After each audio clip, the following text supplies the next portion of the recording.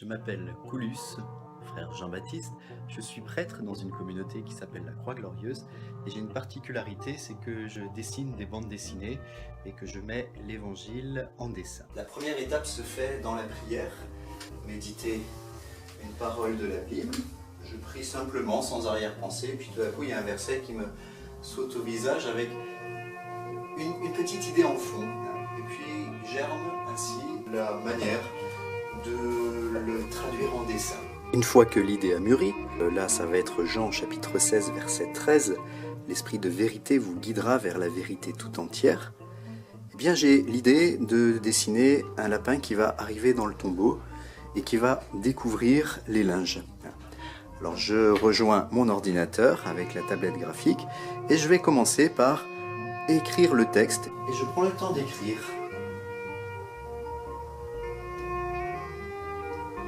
L'esprit de vérité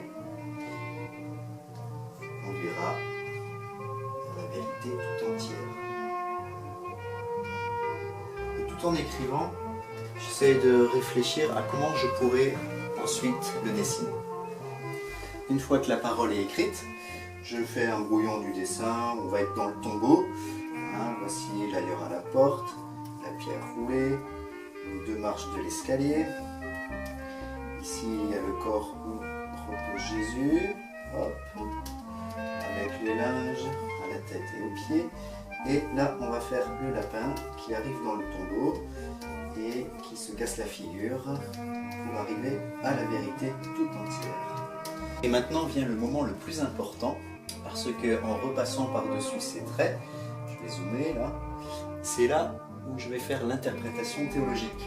Dans ce dessin, ce que je voudrais manifester, c'est que la vérité, ce n'est pas une preuve, mais pour arriver dans la vérité, il ne faut pas l'asséner d'un coup, mais il faut se mettre en dessous. Et c'est pour ça qu'il y a deux marches et que ce lapin va se casser la figure pour la comprendre par le dessous. Ensuite vient le moment où je repasse au propre. Donc je ne le fais pas tout à fait sur les traits. Voilà. Et tout en faisant cela, je continue à méditer le dessin et à me laisser interpeller si jamais il y a une idée qui germe en plus, de pouvoir modifier, parce que ce dessin n'est pas définitif.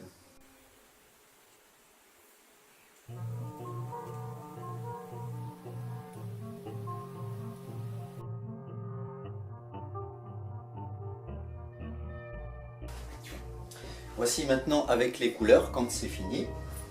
Ensuite je le publie sur le site du Lapin Bleu et j'y mets ce que je viens de vous expliquer en direct.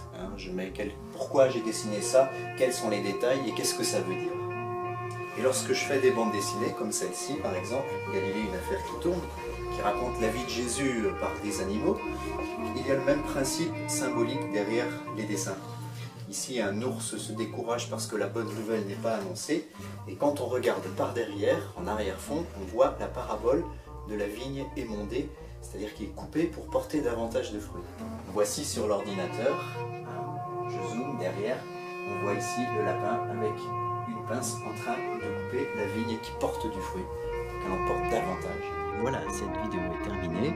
Alors, si tu veux plus de dessins, va voir mon site Lapin Bleu.